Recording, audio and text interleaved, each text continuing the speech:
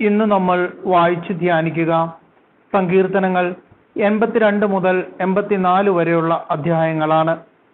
അധ്യായം 82. ദൈവം ന്യായാധിപന്മാരുടെ വിധികർത്താവ്. ആസാഫിന്റെ സങ്കീർത്തനം.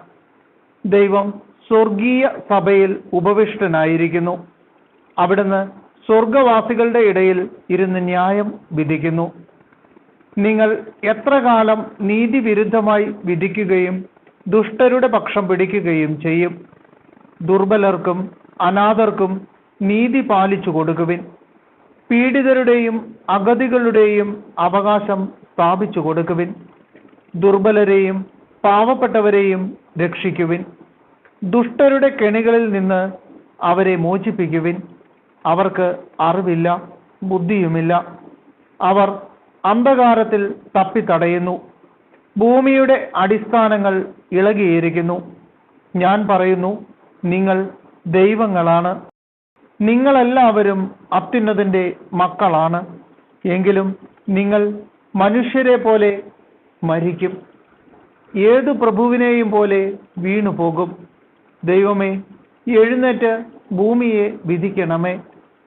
എല്ലാ ജനതകളും അങ്ങയുടേതാണ്. അധ്യായം 83.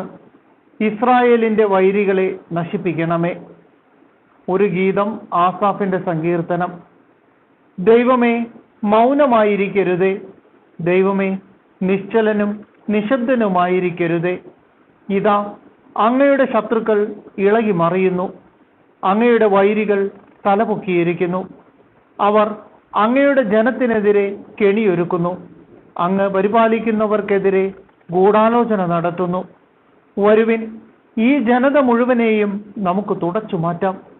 ഇസ്രായേൽ എന്ന നാമം മേലിൽ ആരും ഓർമ്മിക്കാതിരിക്കട്ടെ എന്ന് അവർ പറയുന്നു. അതെ, അവർ ഏക മനസ്സോടെ ദുരാലോചന നടത്തുന്നു. അങ്ങേക്കെതിരെ അവർ സഖ്യമുണ്ടാക്കുന്നു.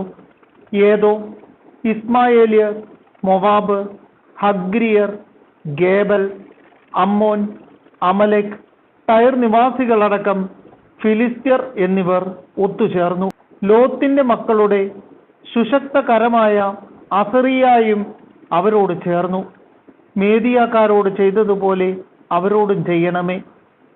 കിഷോൺ നദിയിൽ വെച്ച് സിസേറായോടും യാബിനോടും ചെയ്തതുപോലെ തന്നെ അവരെ എൻഡോറിൽ വെച്ച് നശിപ്പിച്ചല്ലോ.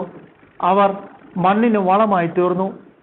അവരുടെ കുലീനരെ ഓറബ്, സേബ് എന്നിവരെ പോലെയും അവരുടെ പ്രഭുക്കന്മാരെ സേബ, സൽമുന്ന എന്നിവരെ പോലെയും ആക്കണമേ. ദൈവത്തിന്റെ മേച്ചിൽപ്പുറങ്ങൾ നമുക്ക് കൈയടക്കാമെന്ന് അവർ പറഞ്ഞു. എൻ്റെ ദൈവമേ, അവരെ ചുഴലിക്കാറ്റിൽ പറക്കുന്ന പൊടി പോലെയും കാറ്റത്ത് പാറുന്ന പതിരുപോലെയും ആക്കണമേ. അഗ്നി വനത്തെ വിഴുങ്ങുന്നത് പോലെയും തീജ്വാലകൾ മലകളെ ദഹിപ്പിക്കുന്നത് പോലെയും അങ്ങയുടെ കൊടുങ്കാറ്റുകൊണ്ട് അവരെ പിന്തുടരണമേ. അങ്ങയുടെ ചുഴലിക്കാറ്റുകൊണ്ട് അവരെ പരിഭ്രമിപ്പിക്കണമേ. അവർ അങ്ങയുടെ നാമം അന്വേഷിക്കുന്നതിനു വേണ്ടി അവരുടെ മുഖം ലജ്ജ കൊണ്ട് മൂടണമേ. അവർ എന്നേക്കും ലജ്ജിച്ച് പരിഭ്രമിക്കുകയും അപമാനിതരായി നശിക്കുകയും ചെയ്യട്ടെ. കർത്താവ് എന്ന നാമം വഹിക്കുന്ന അങ്ങ് മാത്രമാണ് ഭൂമി മുഴുവനെയും ഭരിക്കുന്ന അത്യുന്നതൻ എന്ന് അവർ അറിയട്ടെ. അധ്യായം 84. കർത്താവിന്റെ ഭവനം എത്ര അഭികാമ്യം. ഗായക സംഘ നേതാവിന് ഗിത്യാരാഗത്തിൽ കോറഹിന്റെ പുത്രന്മാരുടെ സങ്കീർത്തനം. സൈന്യങ്ങളുടെ കർത്താവേ, അങ്ങയുടെ വാസസ്ഥലം എത്ര മനോഹരം.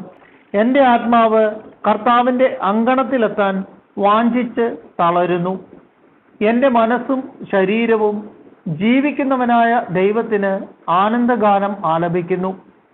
എൻ്റെ രാജാവും ദൈവവുമായ സൈന്യങ്ങളുടെ കർത്താവേ, കുരികിൽ പക്ഷി ഒരു സങ്കേതവും മീവൽ പക്ഷി കുഞ്ഞിന് ഒരു കൂടും അങ്ങയുടെ ബലിപീഠത്തിങ്കൽ കണ്ടെത്തുന്നുവല്ലോ. എന്നേക്കും അങ്ങയെ സ്തുതിച്ചുകൊണ്ട് അങ്ങയുടെ ഭവനത്തിൽ വസിക്കുന്നവർ ഭാഗ്യവാന്മാർ. അങ്ങയിൽ ശക്തി കണ്ടെത്തിയവർ ഭാഗ്യവാന്മാർ. അവരുടെ ഹൃദയത്തിൽ സിയോനിലേക്കുള്ള രാജവീഥികളുണ്ട്.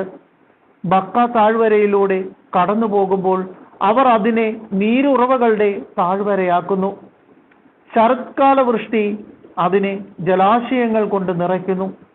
അവർ കൂടുതൽ കൂടുതൽ ശക്തി ആർജിക്കുന്നു. അവർ ദൈവത്തെ സിയോനിൽ ദർശിക്കും. സൈന്യങ്ങളുടെ ദൈവമായ കർത്താവേ, എൻ്റെ പ്രാർത്ഥന ശ്രവിക്കണമേ. യാക്കോബിന്റെ ദൈവമേ, ചെവിക്കൊള്ളണമേ. ഞങ്ങളുടെ പരിചയായ ദൈവമേ, അങ്ങയുടെ അഭിഷിക്തനെ കടാക്ഷിക്കണമേ. അന്യസ്ഥലത്ത് 1000 ദിവസത്തേക്കാൾ അങ്ങയുടെ അങ്കണത്തിൽ ഒരു ദിവസമായിരിക്കുന്നത് കൂടുതൽ അഭികാമ്യമാണ്. ദുഷ്ടതയുടെ കൂടാരങ്ങളിൽ വാഴുന്നതിനേക്കാൾ എൻ്റെ ദൈവത്തിൻ്റെ ആലയത്തിൽ വാതിൽ കാവൽക്കാരനാകാനാണ് ഞാൻ ആഗ്രഹിക്കുന്നത്. എന്തെന്നാൽ ദൈവമായ കർത്താവ് സൂര്യനും പരിചയവുമാണ്. അവിടുന്ന് കൃപയും ബഹുമതിയും നൽകുന്നു.